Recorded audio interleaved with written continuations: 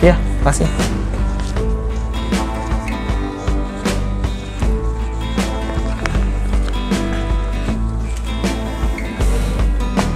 Nah, sekarang kita tinggal nunggu tanda terimanya. Jadi proses pendaftaran itu pertama online dulu kalau pakai kuasa. Kalau prinsipal itu bisa langsung datang ke penerima perkara. Tapi kalau pakai kuasa mesti online. Jadi online setelah didaftar baru nanti hard copy-nya bawa ke sini. Cukup satu rangkap yang asli. Jadi nggak perlu 12 rangkap. Irit kan?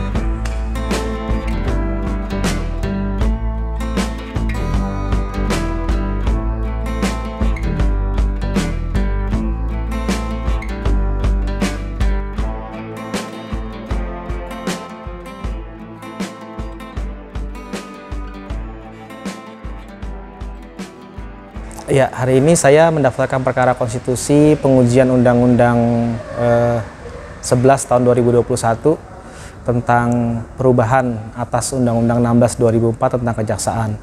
Saya kemudian diberikan kepercayaan sama beberapa rekan-rekan dari Kejaksaan Republik Indonesia. 3 diantaranya terkena dampak dari undang-undang atau pasal yang diuji, yaitu diberhentikan dengan hormat secara paksa akhirnya ya, dan 2 lagi itu masih aktif dan sebentar lagi akan terkena dampak itu.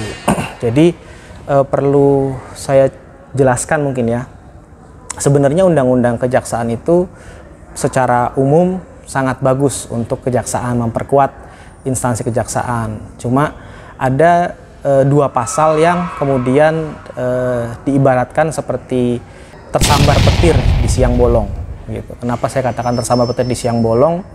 Karena ini terkait dengan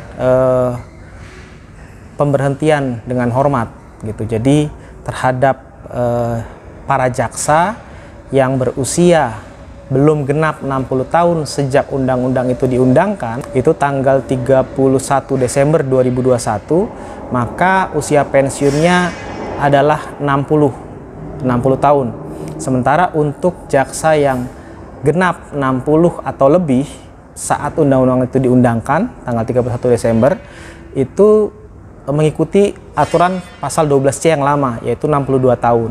Nah, ini jelas menimbulkan diskriminasi. Nah, yang jadi soal pada saat undang-undang itu dirumuskan, pertanyaannya ini dibahas secara komprehensif nggak? Karena ini menyangkut tentang nasib para jaksa yang seharusnya masih mendapatkan waktu selama 2 tahun.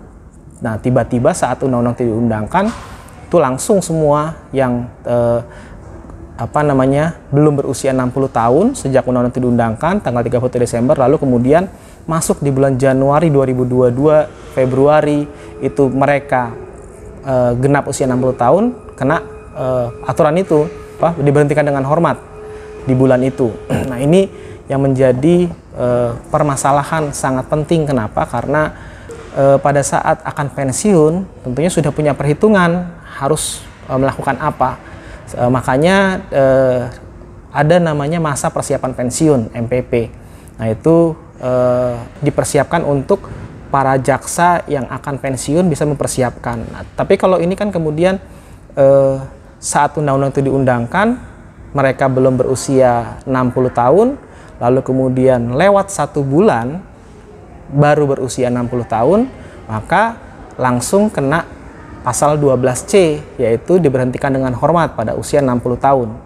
Nah, jadi tanpa ada persiapan, persoalan kan ini bagaimana kemudian dampak-dampak ekonominya gitu kan. Misalkan saat itu dia masih memiliki banyak tagihan atau banyak cicilan. Nah, ini kan harus tentunya dipersiapkan secara baik untuk bisa mengukur kesiapan membayarkan cicilan itu. Tapi tiba-tiba kemudian masuk masa pensiun, maka segala gaji, tunjangan, dan lain-lain itu akhirnya menjadi hilang secara tiba-tiba. Nah, ini tentunya menimbulkan dampak psikologis yang sangat besar ya bagi para jaksa-jaksa yang terdampak di undang-undang itu. Makanya kita datang ke MK ini untuk menguji, dan kami menyadari bahwa menentukan usia ataupun umur itu adalah open legal policy, tapi dalam konteks ini ketika menentukan usia itu menimbulkan kerugian kepada orang yang terdampak, maka itu tentunya harus dibahas secara jelas, secara komprehensif. Dan informasi yang saya dapatkan untuk awal bahwa pembahasan ini tidak dibahas secara komprehensif gitu. Jadi terkesan seperti kayak disusupkan pasal ini dari 62 diturunkan sebagai 60, padahal saat membahas pasal 12C Undang-Undang 16 2004 itu ketika usia pensiun jaksa ditetapkan 62 tahun, itu tentunya dengan pembahasan yang sangat komprehensif. Nah, pertanyaannya dari 62 diturunkan menjadi 60, apakah itu juga sudah dibahas secara komprehensif? Apalagi pemberlakuannya itu kemudian menimbulkan diskriminasi, di mana ada yang masih bisa lanjut sampai 62 dan ada yang tiba-tiba dihentikan di usia 60 gitu. Nah, ini menjadi suatu kriteria agar MK bisa memeriksa walaupun itu open legal policy. Dan yang terakhir, ini juga bisa berlaku surut gitu ya, harapan kita, karena MK juga pernah menerapkan putusan berlaku surut di tahun 2009 gitu. Jadi mungkin itu nanti untuk selanjutnya kita akan lihat perkembangannya dalam persidangan.